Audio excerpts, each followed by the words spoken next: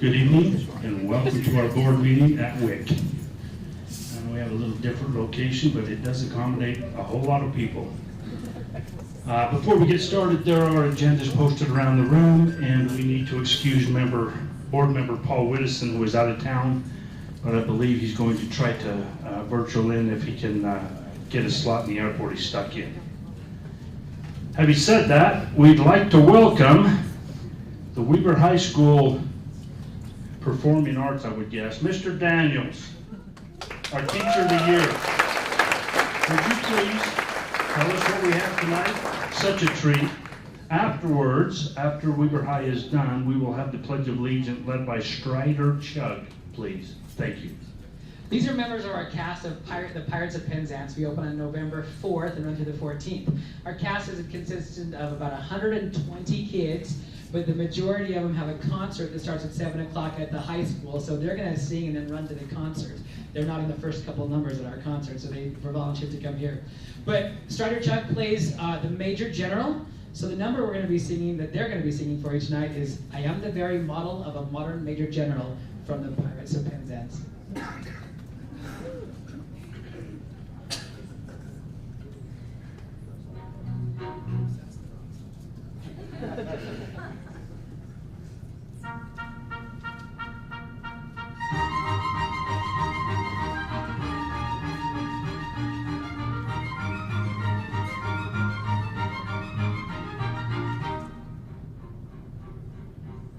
I am the very model of a modern Major General, an information, vegetable, animal, and mineral. I know the kings of England and I quote the fights historical, from Marathon to Waterloo and order categorical. I'm very well acquainted too with matters mathematical. I understand equations both the simple and quadratical. About my binomial theorem I'm teeming with a lot of news.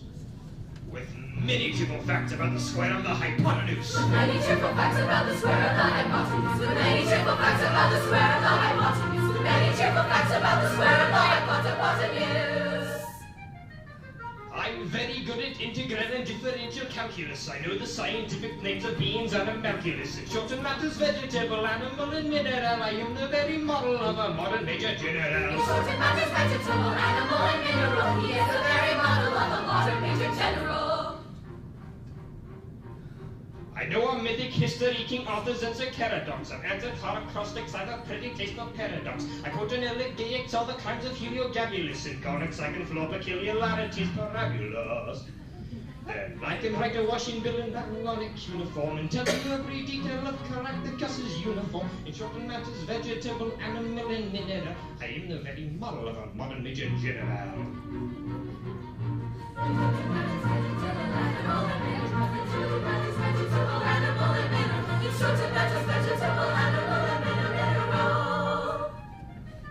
When I can tell the difference between Raphaels and Gerardos, and I can...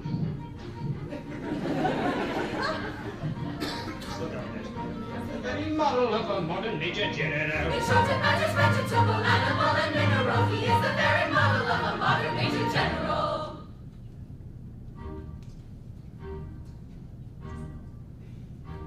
When I know what is meant by words like Mamelon and Ravelin. When I can tell at sight a Mauser rifle from a javelin. Such affairs as sorties and surprises I'm away at. And when I know precisely what is meant by commissariat. I have learnt what progress has been made in modern gunnery, when I know more of tactics than a novice in a nunnery. In short, when I've a smattering of elemental strategy.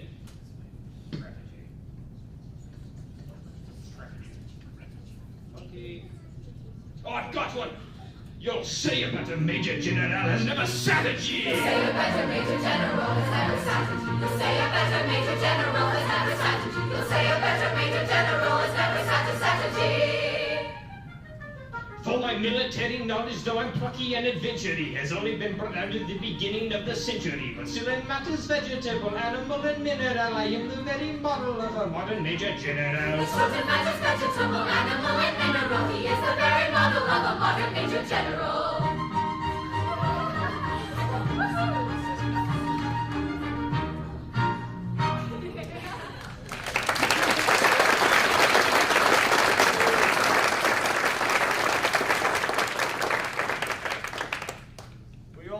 rise and join me for the Pledge of Allegiance.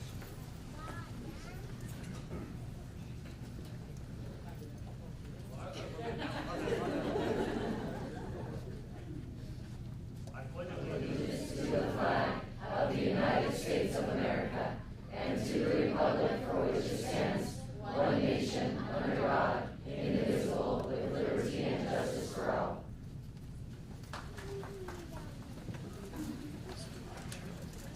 Strider, before everybody leaves, how many are seniors?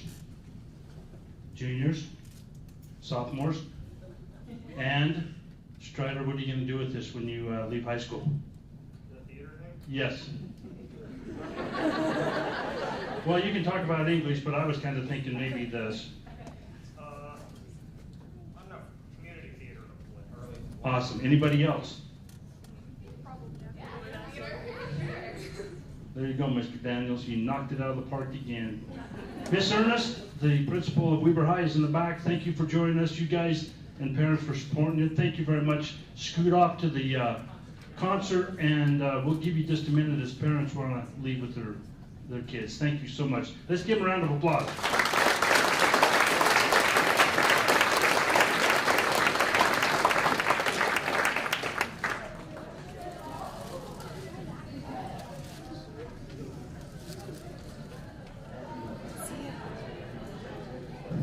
Oh, that's fun, isn't it? Bring the kids in. I'm glad COVID's over, kind of. Board, our first item on the agenda would be the consent calendar, and I'd entertain a motion to accept. So moved by Jan, second by Bruce. Any discussion? All in favor? And the motion carries. Thank you so much. The next item on the agenda would be our recognitions, and our first one would be the adult education for the Utah Adult Education Leader of the Year Utah program, Mr. Clyde Moore, please.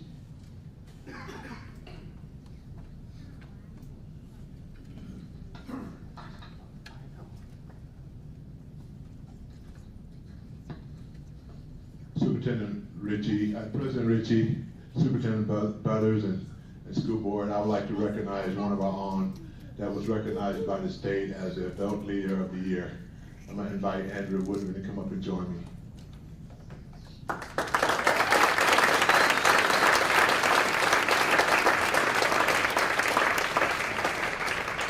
Andrew is our principal at our adult ed program here in the district, and also I'd like to recognize a program that's been selected as adult ed program of the year as well. So that's an amazing thing. So I want to share you a little bit of information about Andrea. Talk a little bit about her journey. Andrea has been in education for 21 years, 14 here in the Weber School District. She has taught at the elementary level, the junior high, and high school levels. She's a third-year administrator, or principal at our adult ed program here in the Weber School District. Since Andrea has been there at our adult ed program, her graduation rate has increased by 37%, and that's in a 3-year span. Her predicted number of students she got in the program this year is at 411. And she's planning 2 graduations, one in February and one later in the year in May. And so she's done an amazing thing. Matter of fact, tonight they're having career night over at the adult ed across the campus. I worked with Andrew since I've been in this new assignment for the past few months, and gotten to know Andrew on that level as her supervisor, or working with her. And the things that I learned about Andrea so far, and I'm sure I'm going to learn more the more I work with her, is that she's a relationship builder. She builds relationship with people. She's great at that, whether it's students, adults, or colleagues. She's out in the community, so she's done some great things by being able to build those relationships. She's collaborative. She worked well with others in our district, other principals in our traditional high schools, as well as district staff. She's a visionary. What Andrea did, I got to reading some stuff by Andrea, talking to her a little bit once I got this new assignment. She took on the program, and she had a vision of where she wanted that program to go. And what she did with that, she went throughout our state looking at others adult ed programs to get ideas, and came back and implemented some of those practices, and in some ways made them better. She's a partner. She worked well with our community partners. She's a team player in every aspect.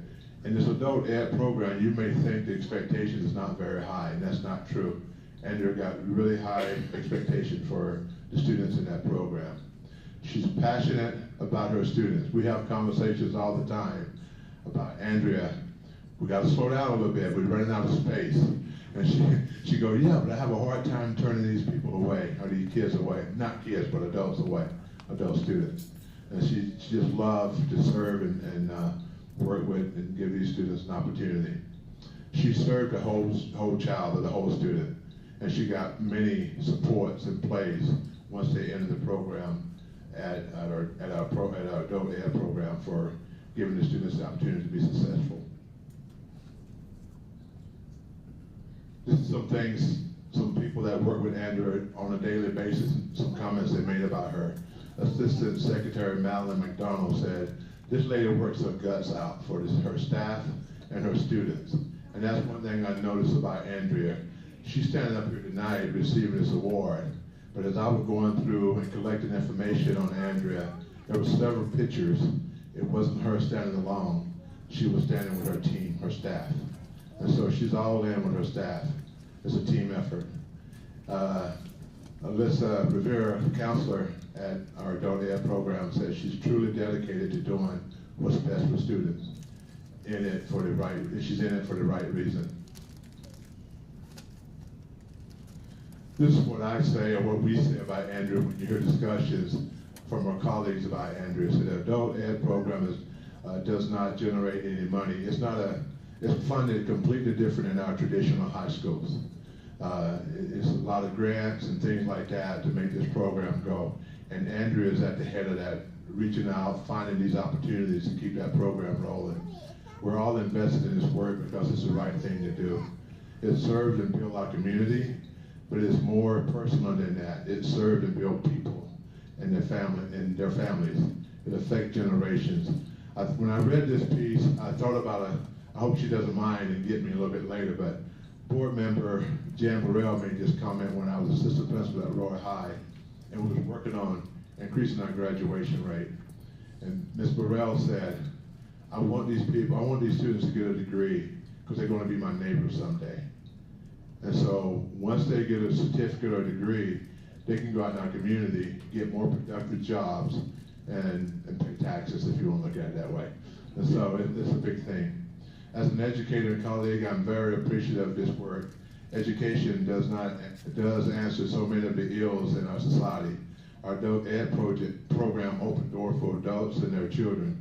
As they walk through these doors, our neighborhood rise, our school rise, and we rise together.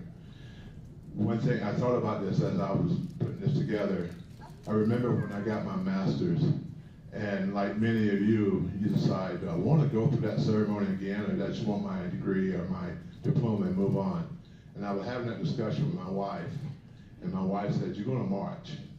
And I go, okay, why should I have to march? I did it in high school, I did it when I got my bachelor's. She said, so our kids can see it. And from that point on, I never had to encourage my kids to think about college. I think they just thought it was a given. And so that's what this program does for families. The kids, not only for those that are getting that certificate, but it's for their kids as well. I want to give Andrea a few minutes to talk about her program, to share some things that she's doing. Thank you, Superintendent Butters and President Ritchie and the whole board. I couldn't be more honored to be in the role I have. I love Weaver Adult Ed, I love our students, and I have to give a shout out because my whole staff that is here, I wouldn't be here without them. We are dedicated and all in. We have between 700 and 900 students enrolled in our program each year. And I'm just gonna share a little bit about Adult Ed. These are our community partners.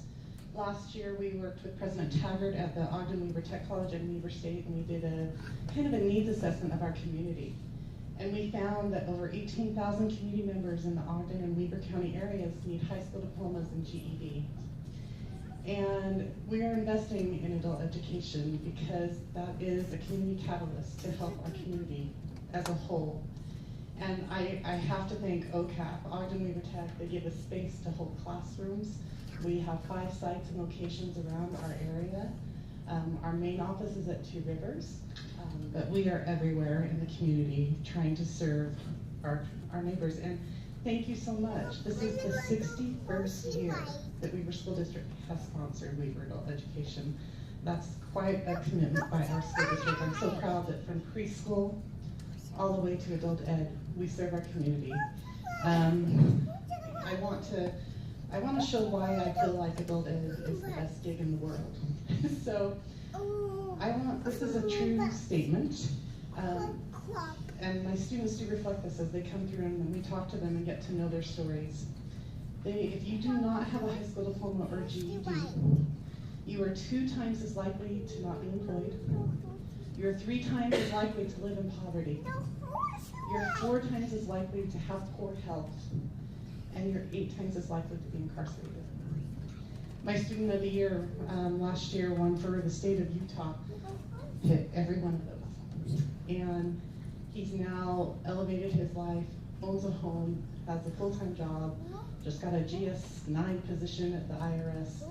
Like, we are changing lives. One of our students that graduated last week just started a job with one of our partners that's over at our job fair tonight, just shy of 6 figures by earning his high school diploma. It is a life-changing event for him, his family, and generations to come. Clyde kind of mentioned this, and I wouldn't be here without my team, Elisa and all of them. I want you guys to know, we call it the first year, this is the beginning of my 3rd year at Adult Ed. The first year when we went in, we kind of made some strategic things. I think Superintendent Butters is kind of famous, go slow before you go fast, right? So you can go fast. I went slow-ish, and then we went fast. So we went in with a little scalpel, made some strategic things during the year of COVID when we came in. But last year, I kind of joke around that we did come in with a wrecking ball. And we turned Adult Ed up. There's no packets. It's all direct teaching. It's live instruction. We're focused on relationships and training. And it's made such a difference. One thing we haven't really talked about is our ELL. We also teach English as a second language to people in our community. We have people represented from 42 different countries in our program right now. And that's pretty awesome. So you can't have a bad day in Adult Ed. So one of the reasons the state did recognize our achievements is this graph, and I get excited when I get on an Excel document, huh, Rob? So I'm just going to explain it. So these bars represent what they call measurable skill gains for students. So we are trying to, when they come to us, we assess their educational functioning level of where they are. We meet them where they're at, and we help them grow. So measurable skill gains mean so about 32% of our students come to us below 3rd grade level comprehension in reading and math. And another 30-odd%, give me some room for error there, but come below 5th grade. So what these bars represent, the state sets some goals, and that's what the blue area is. That's the state goal. That's the big dream, if we can make that happen. The red bars are what the state actual averages across the state. And then the yellow bars are what Weaver Adult Ed students did this last year when we went in with the wrecking ball and changed it. And I have to say, I'm really proud of our staff, our teachers. Many of our teachers work full-time during the day in the regular K-12 school, and they come and work 6-7 hours during at night when they're already burned out, but they come because they love the students. And we not only met the state average, we kind of blew past some of the state goals. So I guess I am a little competitive because that percentage means those students are moving on to better jobs and better lives. So that's what that means to me. This is Adult Ed. And I kind of just did a collage of the pictures. That's our team getting the award last week at the state. But there's our ESL classes, there's our English classes, this picture down here at the bottom, I think that represents Adult Ed the best. I have a 16-year-old, a and I have a 45-year-old and a 65-year-old in there, and they were doing an engineering class, and they were making cars out of CDs and mousetraps, and that's engagement. That's what we do in Adult Ed. So, once again, I thank my amazing staff. I really couldn't be here.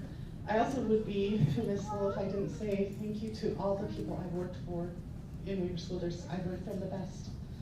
I am kind of a homegrown product. So I graduated from Weber High, so go Weber.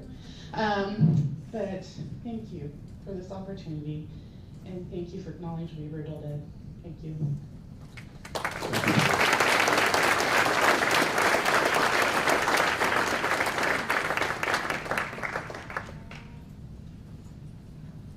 Congratulations, Andrea. Nice job, Clyde. Well done. Our next presentation will be the President, could I interrupt you for just a minute? Could we have Andrea's staff stand? Absolutely.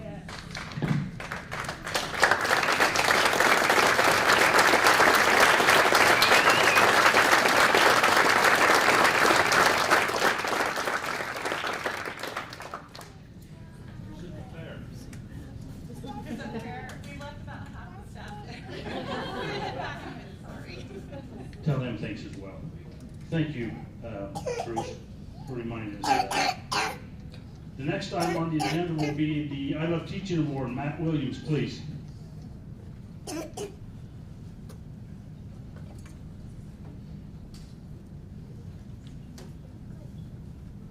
Test. Thank you. Well, it's an honor and a privilege for me to be able to present this award to one of our Roy High teachers, Miss Jamie Barrows. Miss Barrows, will you come up here, please?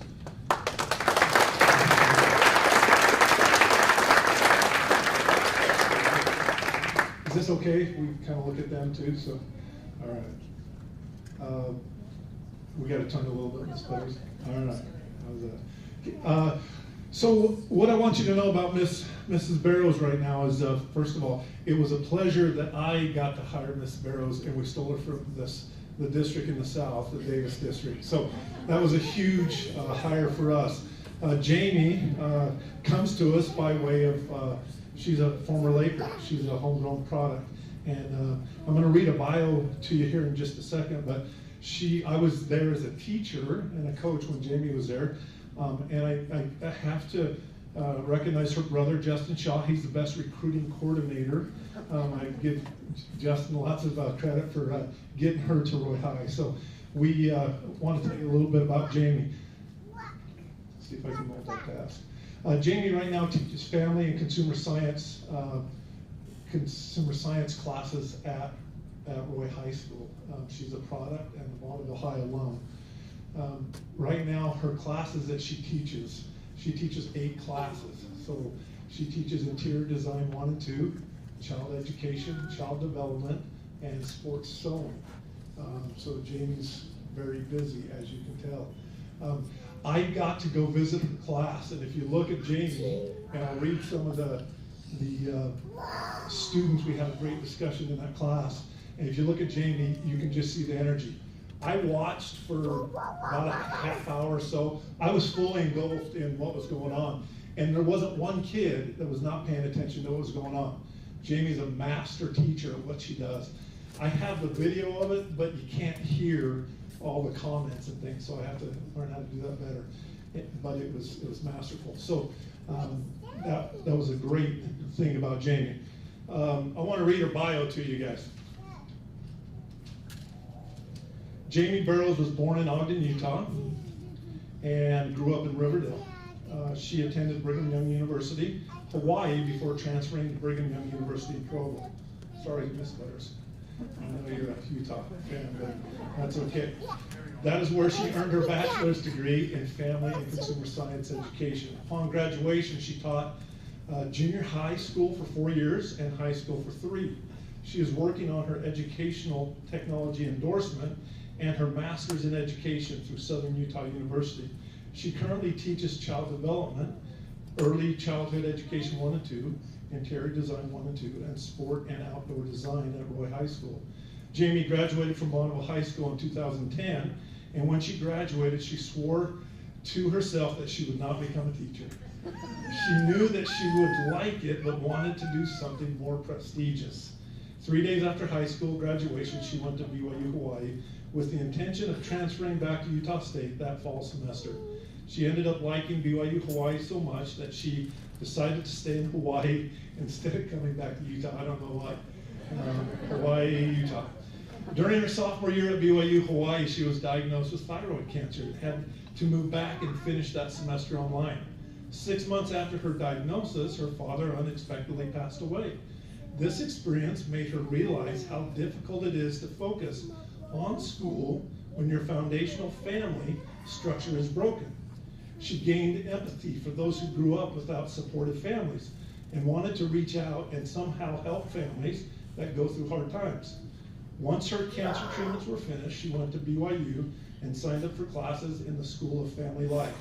She found out about a major called FACS, or Family and Consumer Science, and discovered her passion for helping teach students how to strengthen their family and home life. She loves teaching students and now knows that teaching should be the most prestigious career because the impact they make on the world.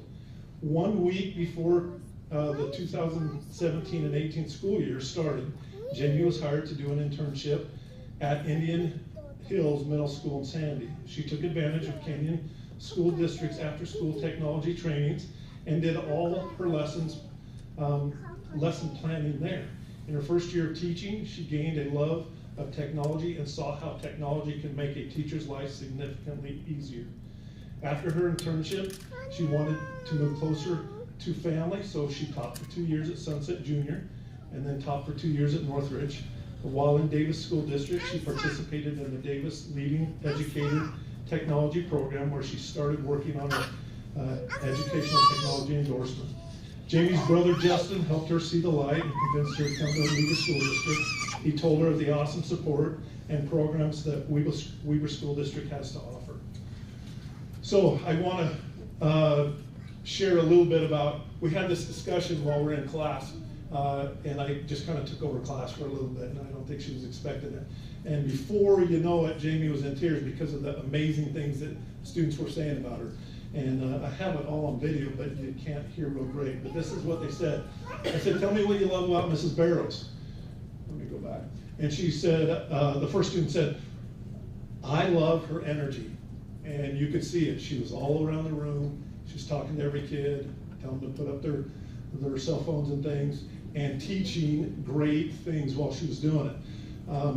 The next student said, Mrs. Barrows is so optimistic about everything. And then a young man said, I love her smile. If you're having a horrible day, her smile just changes your day. And you can tell there were 32 kids in the class, and it was packed, and every one of them was engaged in what she was doing. The next one said, I can tell how passionate she is about what she does, and I can see why she was chosen for the award. So pretty smart kids. Next one said, I like that she always finds the positive in everything. I've never heard anybody say anything negative about Mrs. Barrows. That's what the next one said. And then the last one said, Mrs. Barrows understands that each of her students have their own life, and she respects that. And so, without any further ado, it's a pleasure and an honor. You can see why Mrs. Barrows, I just broke that. You can see why Mrs. Barrows was chosen for the I Love Teaching Award. She's fantastic. We're lucky to have her here in our district. And so, Mrs. Barrows, congratulations.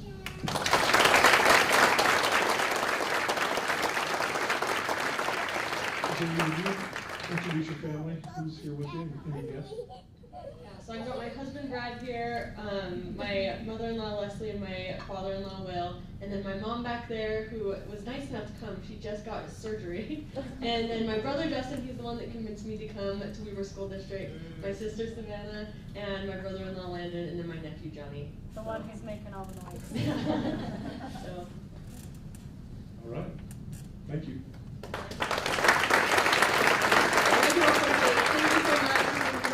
Thank you so much, Lord. I really appreciate you guys. And culture does filter down from the top. And so I've been in two school districts other than Weaver School District, and I can tell that what you guys are doing works and that it does filter down and there's a great culture here, so thank you so much.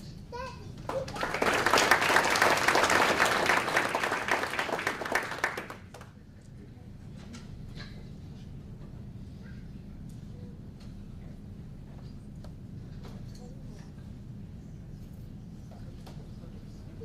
believe Mr. Martinez here from Roy High. Meet the principal.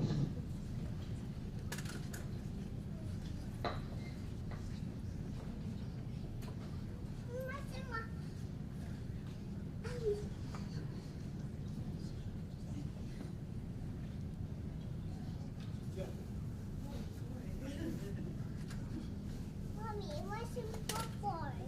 Mommy, what's some popcorn? What's some mommy? What's some popcorn?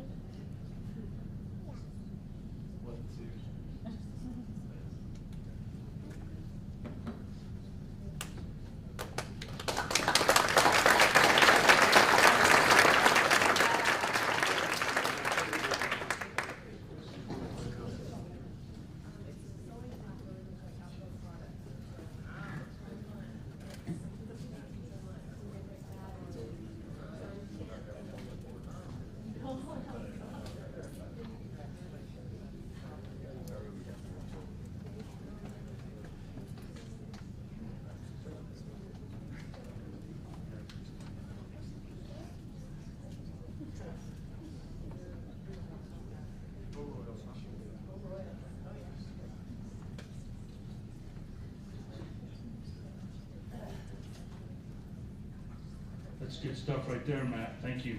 And everybody, Mr. Martini. Our next item on the agenda will be our E+ Team Award. And Mr. Larry Hadley, if you would please. While he's coming up, I was in a conference last week where actually this group of guys was attending. And I've never seen that respect a bunch of guys as this group has when they were at this conference. They were very well mannered, they were very respectful, and the conference was put on by half of the guys that were there, so well deserving, Larry. Thank you, President Ritchie and Superintendent Butters. We appreciate this opportunity tonight. Just to give you a little bit of a preview, as I was writing the E+ Team Award nomination letter, I really did think to myself, there's a 50-50 shot these guys will never speak to me again. And then Lane says, hey, we're going to recognize them in October. And I thought, there's a 50-50 shot they're not coming. Because after work, they're either hunting something, catching something, fishing something, or working at something. I'm glad to say the majority were here, and they all shook my hand. We'll see what tomorrow brings. But I would like to recognize the E+ Team Award for October 2022 to Cody Barnes, the maintenance supervisor, and the foreman group that works with him. I just wanted to start with this slide. I hope this works. Always enjoy following Matt. You never know what piece of equipment's not going to function. These are our foremen. Ryan Sprinkles, the electrical foreman. Justin Mock is plumbing. Justin Higley's carpentry. Jeff Sandberg, paint and carpet. Corey Palmer, grounds. Boyd Hanson, fire and controls. Blake Housley, HVAC. Jeff Wayman, energy management. Claire Widdison, compliance coordinator. And Jonathan Horton, drafting and inspector. Just to start with a quick story, at the end of May, I received a phone call. It was Dr. Stevens. Larry, when are you going to take over your new position?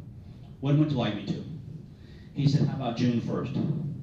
I said, I can have everything wrapped up. June 1st is a Wednesday. How about we start June 6th? He said, that'd be great. June 6th, I got a phone call. Dr. Stevens. Larry, you in your new office? Yes, sir. Okay, I need 4 elementary hardened their entrance roads. Yes, sir. Hung up the phone and thought, wonder what that means. So I started to make a few phone calls, and sure enough, this team rallied around me, and we started meeting at elementary schools, and I just cannot explain enough the work these gentlemen do. I oversee 3 different groups: custodial, transportation, and maintenance. And I hate picking and choosing between groups, but after 4 months of working with these gentlemen, I had to put them in for the E+ Team Award. It is amazing what they do. In the letter, I just wanted to talk a little bit about this. I wrote, Cody works to find solutions at every task put in front of him. He also has a group of hardworking foremen. These foremen surpass what is asked of them. They also started the school year working with a new executive director of operations. These foremen have been on call for water, heat, wiring, controls, fixtures, repairs, and to start the school year, severe AC issues. They also began the boardroom demolition and rebuild the day after the September board meeting. During the record heat week to start September, we had foremen on roofs, repairing units, we moved portable cooling units, and tried to monitor temperatures in portables every on a 15-minute basis. I've been impressed with everyone in the maintenance department for their willingness to serve and respond to my calls and questions. Just wanted to let you know the reason we're meeting today, that's what it used to look like. That was the boardroom on the board meeting in September. That was the next day. They had it all tore apart. You will be meeting in your boardroom next month. Don't let me down. Why this picture? Let me tell you. So after we had the meeting of hardening the doors, Cody took me on a little tour of things, and he says, I got to show you Roy High Science Room.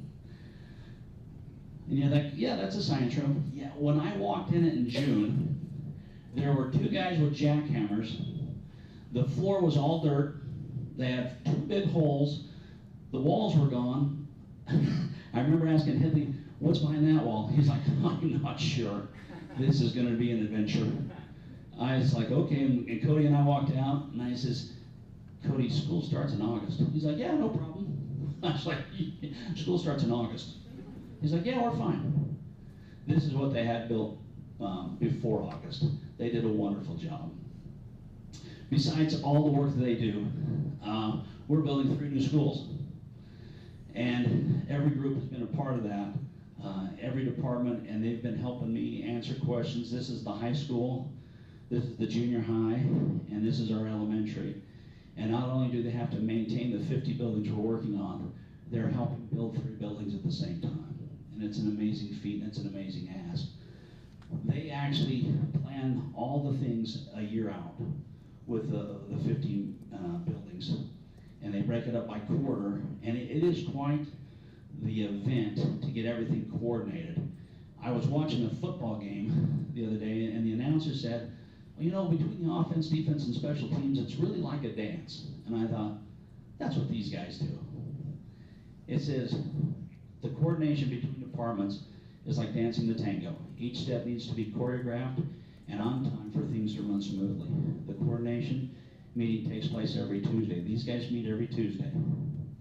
My first meeting, I was like, whew, this is a long meeting. By now, I'm like, I got it. I even understand the words they use, and the jokes are funny.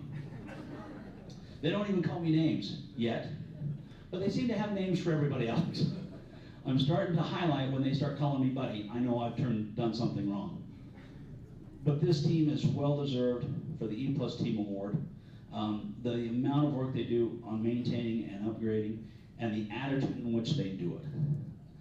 Lane has put a safety team together, and 4 or 5 of these gentlemen are on it, and Cody's leading the charge with, he's just got the best can-do attitude. I'm impressed with them, and therefore we put them up, and we're so pleased that you selected them to win the E+ Team Award. I'd like to take a minute and just have them kind of introduce themselves and their families, if they don't mind. I'll actually ask Cody to come up, and he'll kind of introduce each one, and then each one can introduce their family. Thank you.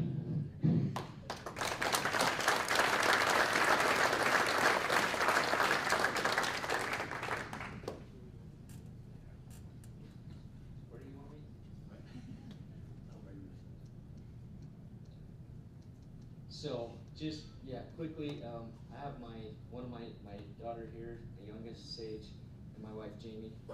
Just thanks for putting up with me all the bad days when we get home. Some days it's quite exhausting, to be quite honest. Just quickly, every guy you're gonna meet today, I'm just truly honored to work in the trenches with them day after day. There's nothing that's more satisfying to me. Not only are they great craftsmen, they're truly some of the kindest, most giving human beings you will ever meet. And that's why we've worked so hard on our management team to get these people in these positions because of their can-do and willing attitude. So we're blessed to have them with us, honestly. So we'll just call them up one by one. Ryan, if you want to come up next and introduce your family, we'll just go from there.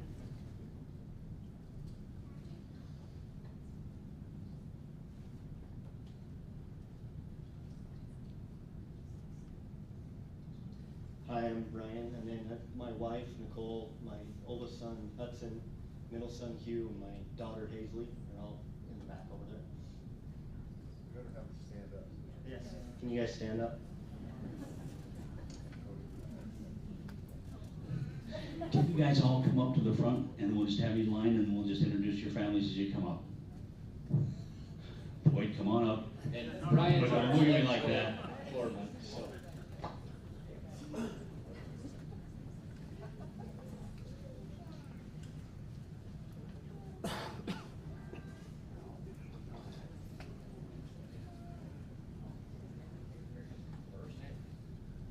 I'm Claire Widdison, I'm the compliance coordinator. I'm the one most of you don't like because we have to keep all the codes. And my wife is here, Deanne, she also works for the school district. And my kids are married and moved away, so none of them wanted to come. I'm Jeff Sandberg, I'm over carpet and paint. My wife's not here, our kids are all barrel racing, so. Justin Mock over plumbing. My family is not here either. I got 4 kids and we're chasing kids every different direction. So thank you, Superintendent Butters Board. Great honor, appreciate it. Thank you. I am Jonathan Horton. I'm the drafting technician and the inspector, and my wife's not here today. She had other engagements. But Hi, I'm Justin Higley, carpentry foreman, here with my wife Sarah. We have 3 kids, Ty White and Emma, who are not here with us either. So thank you again, appreciate this. I'm Boyd Hanson, Fire and Security. My wife is awesome, Luann back there, who I don't know why she's here, other than she said President Ritchie volunteered to buy us dinner tonight. We already had it. Sorry, honey, I guess that's off too. How's the sprinklers flowing in Orchard Springs? We cleaned them. Yeah. hi, I'm Jeff Wayman. I'm the energy manager, and my wife Karen is in the back. She'll stand up. She's not shy, but she is. And my kids are all old, so they're gone anyway. Hi, I'm Corey Palmer, and I'm with the grounds crew, and my wife is Summer. She's standing right there, and my son Lincoln in the back. He's the one tucking down behind us. So you, go ahead, stand up. I will. Okay. And I have 2 older boys that are moved out, so this is just the 3 of us now. And thank you very much.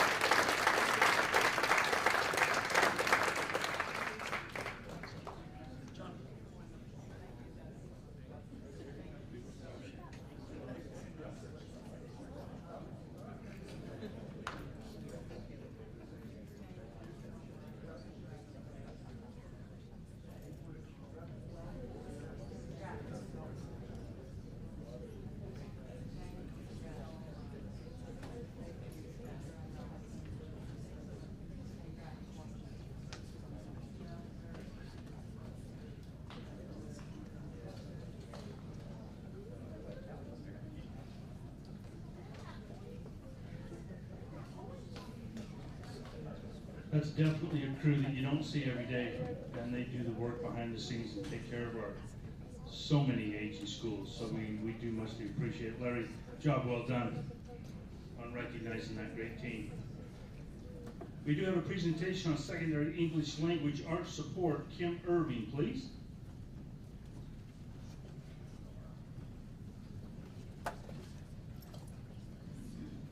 Yes. We practice this facing the other direction, so hang on. All right, let's get the fellows up here, and we'll have the Tier 1 text team right here. Here's our clicker. Who's the next person after me? Would you mind clicking for my slides? Because I've got to hold my notes right here. Hey.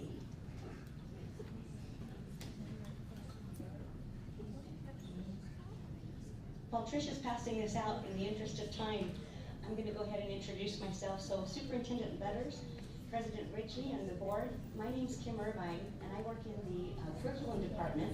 And the hat I'm wearing today is secondary English. And I'm really excited and a little bit humbled to introduce my two teams. These two teams are so hardworking, so inspirational, and they are fearless. We're going to talk to you first about Tier 1 text.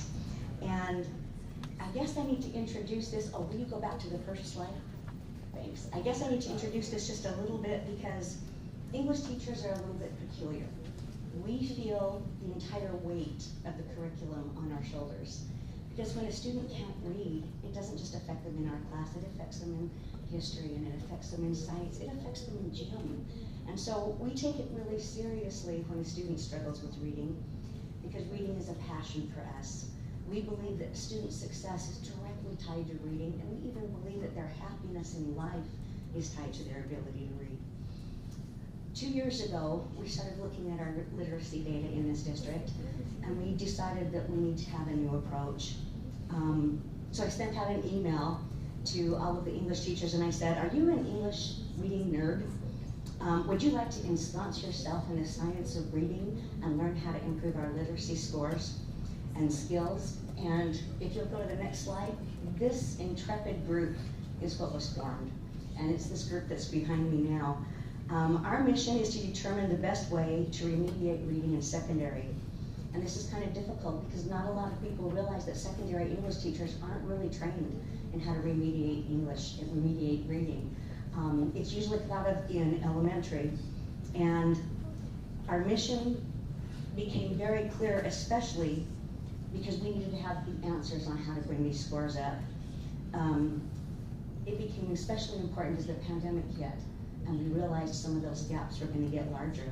The New York Times just published a terrifying article entitled "The Pandemic Erased 2 Decades of Progress in Math and Reading." Now these answers that we've been searching for are critical to our student success. Our team began a rigorous training program during one of the most difficult times becoming to be a teacher.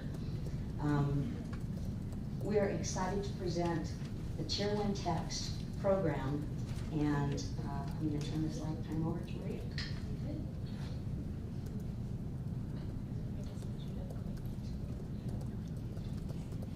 So the Tier 1 method exposes students to a text in an accessible manner.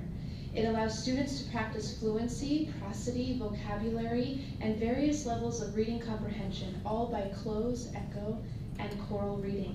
The accessibility of this instruction has given my ELL students the motivation to participate in class and the recognition that they can read and comprehend rigorous text. So the following slide shows the method in action as we read an article on bioluminescence. Hopefully it works.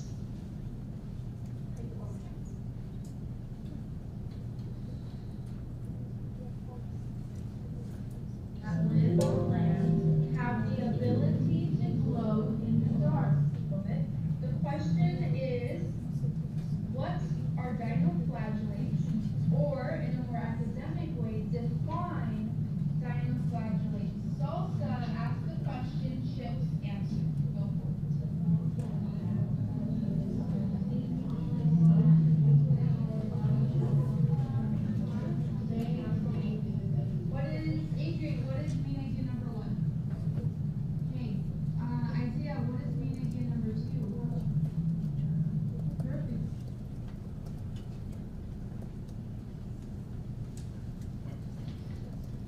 This data shows the percent of my students who had reading comprehension skills at grade level. Only 39% were at grade level prior to starting this process.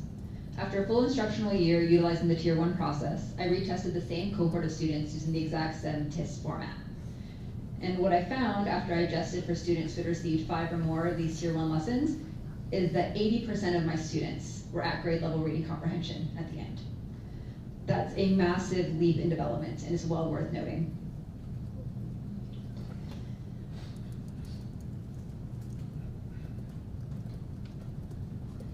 Okay, so this is my data that I just received 2 weeks ago. I teach 4 10th grade reading, or 4 10th grade English classes. I have 2 students that are above, 29 students that are on 10th grade reading level, and I have 80 students that are below 10th grade reading level. So that's 70% of my kids. I am grateful that I have this curriculum, that I've been taught it, and that my principal, Alicia Mitchell, is willing to trust me with the teaching of these students.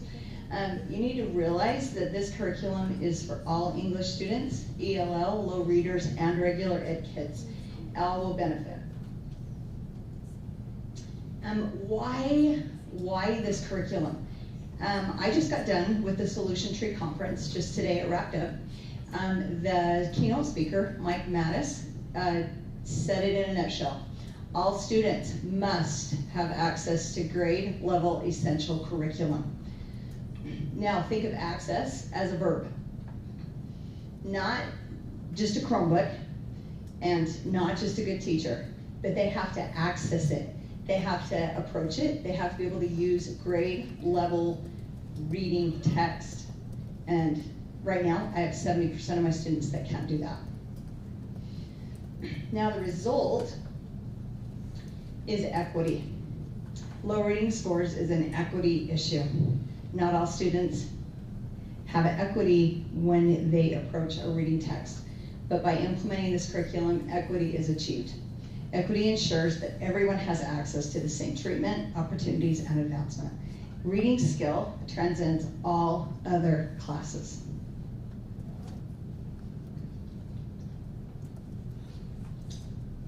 This student right here is Harley. She entered my 7th grade remedial reading class last semester. She tested below 7th grade reading level. She had low confidence in herself and she hated to read. She entered her 8th grade year, took her pre-reading assessment for 8th grade, assessing where she was, and she tested at grade level. I talked to her mom, and as we shared this joy and this success, not only in Harley's increased in confidence, but in her, increased reading level, her mom expressed how proud she was, and she also, she was like, this needs to be in our secondary schools in Weber School District. We need to have our students have this same success. So.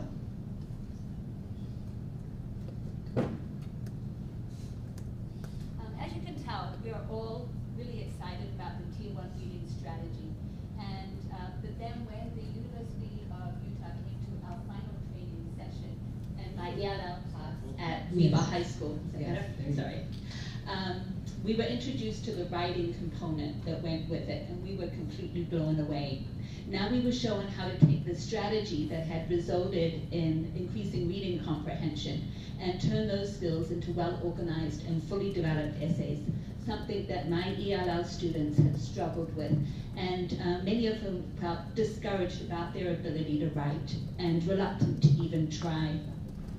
But my students came away feeling proud of their writing.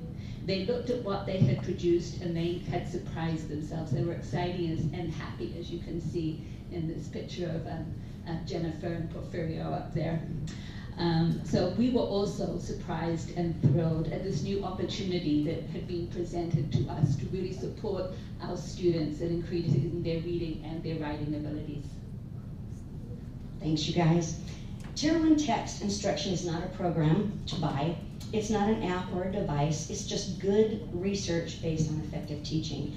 This technique was developed by University of Utah Radio Clinic under the tutelage of Dr. Kathleen Brown.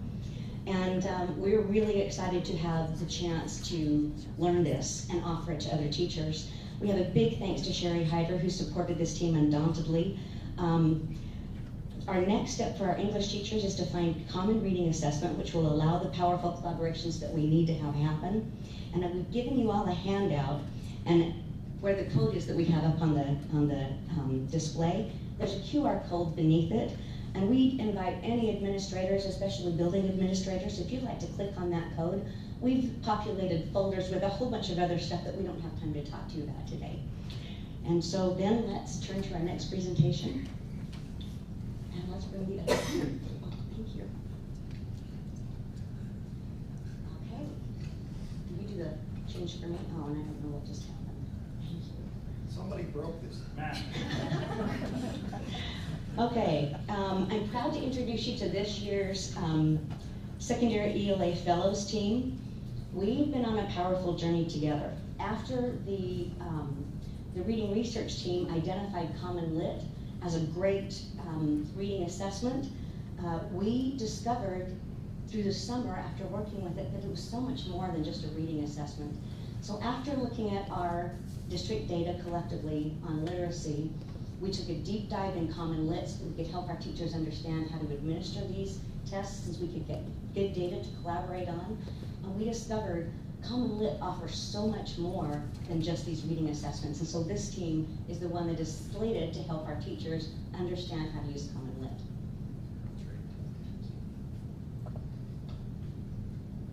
Okay, so this is a graph. This is a chart that Common Lit generates after you take the pre-assessment. Similar graphs happen after you take the mid-year assessment and the post-assessment.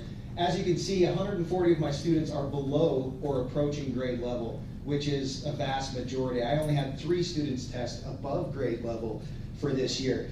This data is not unique to my students.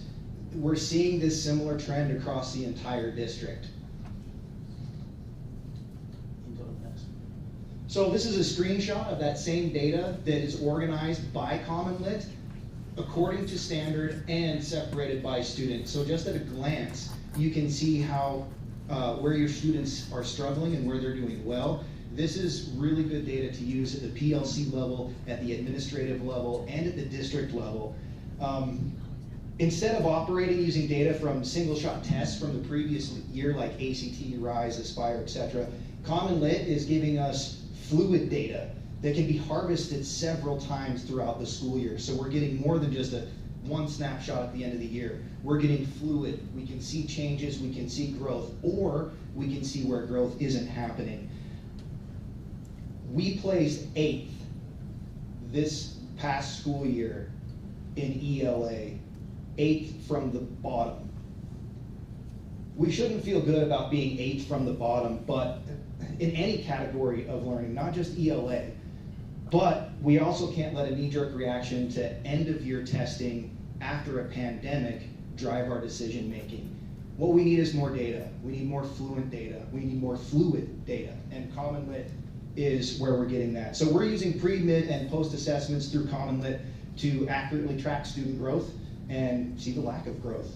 Common Lit is already in place working alongside what teachers are already doing. It's not meant to replace it, it's meant to supplement it, and we're already seeing great work with that and great results. So, Maria? As a daughter of refugees and an ELL teacher, English language support holds a special place in my heart. I'm excited by how much support Common Lit offers for English language learners as they navigate through a text. Every text on Common Lit has a read aloud option, and you can see that on the right-hand side of the screen. Students can opt to listen to the text and follow along. They can also highlight in different colors and annotate as they are reading the text. Common Lit also blurs a portion of the text, and you can see that on the bottom of the screen, until students answer guided questions on the text that they are focusing on before moving on to continue the text. And that makes it less stressful for them as they are reading. Similarly, and you can change the slide, Kim, thank you. Common Lit also offers support to newcomers with translation options. So the students can choose a language that they want, and then you can see the world icons on the left-hand side of the text, and if you click on that, then Common Lit translates each section in readable chunks for the students. Dustin? Thank you.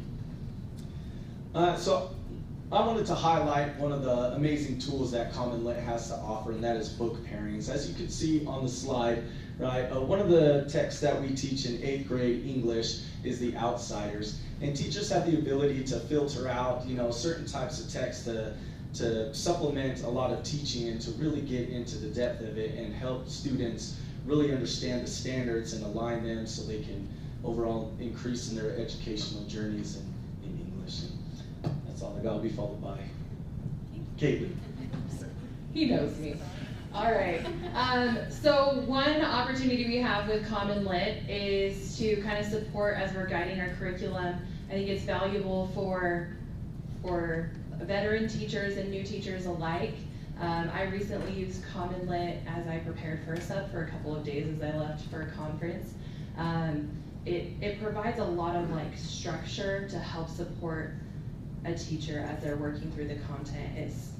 It's really great support and it's invaluable. And here's Courtney. And finally, I get to share one of the last really great parts of Common Lit, and that is the support that it has for parents. So not only can parents create an account, go on and see exactly how their child is performing, what areas where they might need improvement, but they can also see exactly what their child is reading every single day. And that increases a level of transparency, which I know is getting to be a bigger issue. We want to make sure that our parents are aware of what their children are being taught and that they are involved in that process. So having Common Lit there allows them to have that level of transparency. Both parents and teachers can work together as they continue to build their child's reading skills. So we're really excited to end this presentation by explaining Common Lit is a nonprofit organization. It was created by teachers for teachers, and just because we got it just for the assessments, you've seen how much we've been able to use this. We're putting up this QR code because we're hoping if there are any administrators in the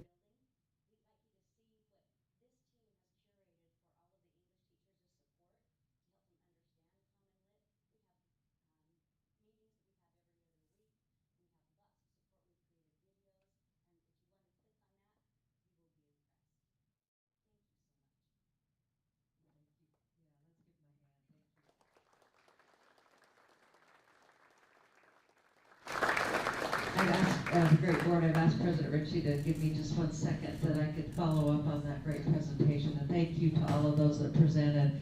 I've had the opportunity to see some of these literacy strategies in action out at Fremont High School recently. And board, we have great work to do around literacy in our district. And so strategic planning wise, I believe that the presentation tonight affords us an opportunity to look at some strategies and approach going forward. And I just want to thank that great group. I want to thank them for their innovation, their vision, and their passion and dedication to helping our students become better readers. So thank you so much. The board will talk about this particular item a little bit more in a board study session going forward. Thank you.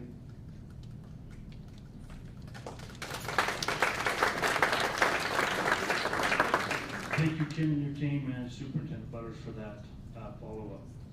Board, we have an action item on our agenda. It would be the approval of the revised policies, 8200, 8210, 8220, sensitive materials library policy on a second reading.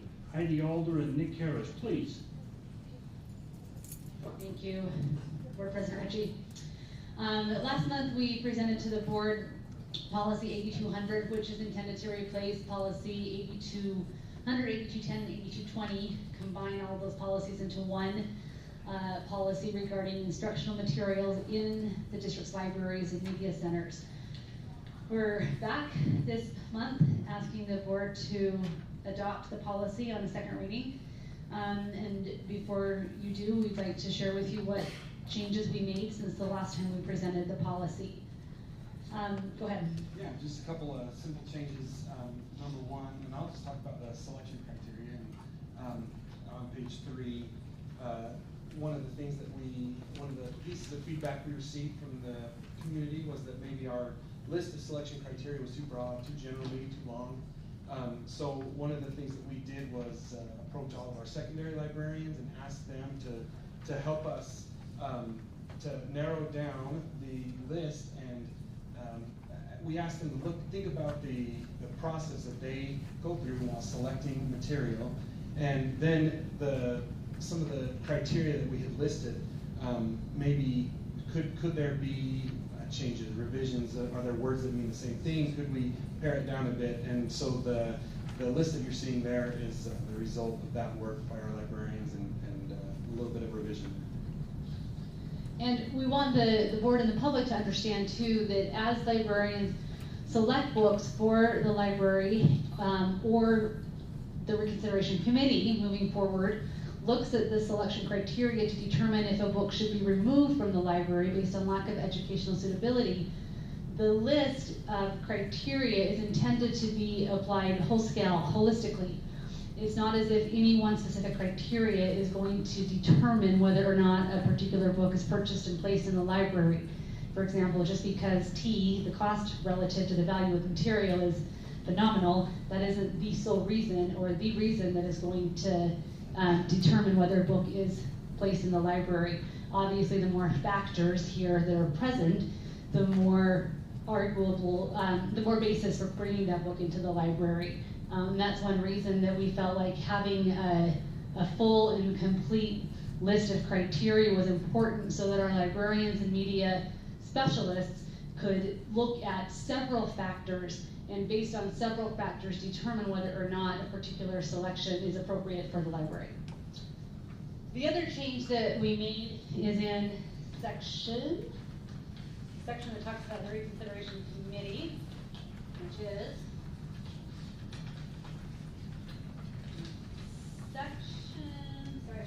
section 6, Roman numeral 6, letter E, number 6. That discusses the makeup of the reconsideration committee. Last month when we presented to the board, the proposal in the policy was to have a 7-member committee, 4 of whom would be district employees, 3 of whom would be parent representatives. We changed that in the last month based on feedback, again, from the public, to include 1 more parent representative. So now there would be 4 employees of the school district and 4 parents sitting on the reconsideration committee. And with that change, we contemplated that there might be a tie in a decision. When the reconsideration committee is reviewing a material, there may be 4 who choose to retain the material or 4 who would choose to remove the material. And in the event of a tie, we've included a provision that would send the material to the district reconsideration committee, which is the appeal committee as well. And that is the summation of the changes from the last time we met. Are there any questions?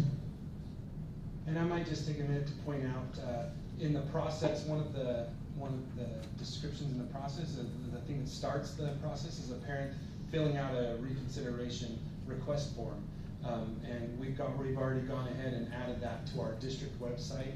Under departments, under media services, there's a link for board policy 8200. So parents or patrons that are concerned or find a book that they would like reconsidered, that's where the process would start, and that's already there on our website, ready to go. As well as the parent that wants their student to not read a certain book, so the librarian gets flagged as they go to check that. Yeah, right. That's right. So one of the provisions in the policy is that if a parent feels like a particular book is inappropriate for their child, they can request or direct the librarian not to allow their child to check that book out. And that is in place. A parent simply needs to email the librarian or send a written notice, is what the policy states, and the librarian will indicate in the school's electronic digital database that this work is not to be checked out to this child. And a note pops up when the student's account pops up. So, any questions there? Any questions?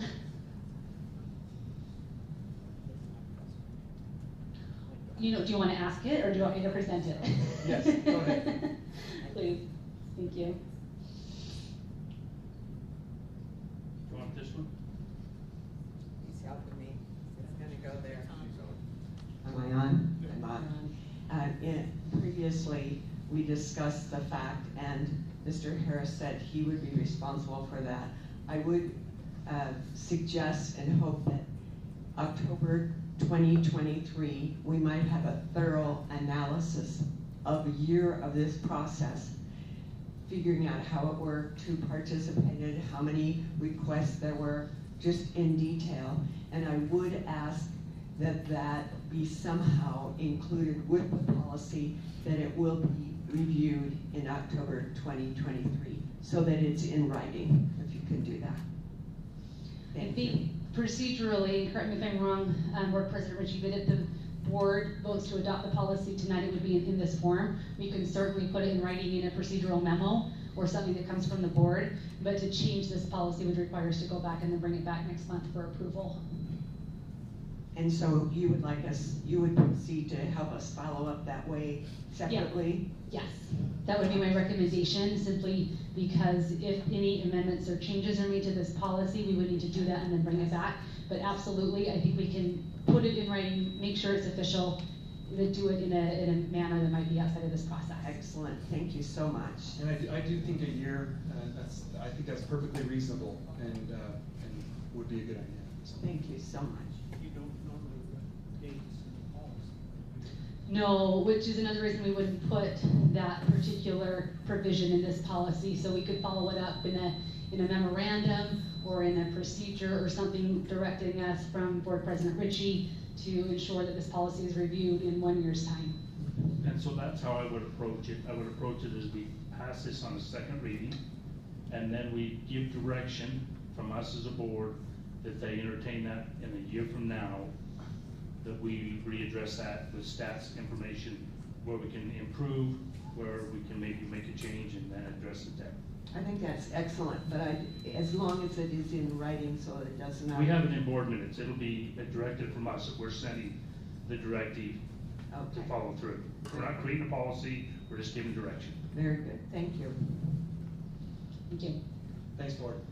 Thank you, Heidi and Nick. I know this has been a road that's been well traveled, but we do appreciate the citizens' input, and we'll move forward with 12 months of seeing how this goes and just stay in line. And having said that, Board, I would entertain a motion to accept the approval of policies 8200, 8210, 8220 on sensitive materials, library policy on a second reading. To be combined in 8200, is that correct? Yeah, just. They will be defined. I make a motion that we accept the policy 8200 as currently written, with the suggestion of Janice in a board memo. Okay, I have a motion. Have a second by Janice. Any discussion, Board? Seeing none, all in favor? Aye. Motion carries. Thank you very much. Thank you you. to everybody. Board, we've come to the end of our agenda, and I would entertain a motion to adjourn. So moved by Dean. Second by Jan. Any discussion? All in favor? Aye. We are adjourned, and we will see you next month in the boardroom. That's what was promised. I heard it. Thank you for coming. Travel safely.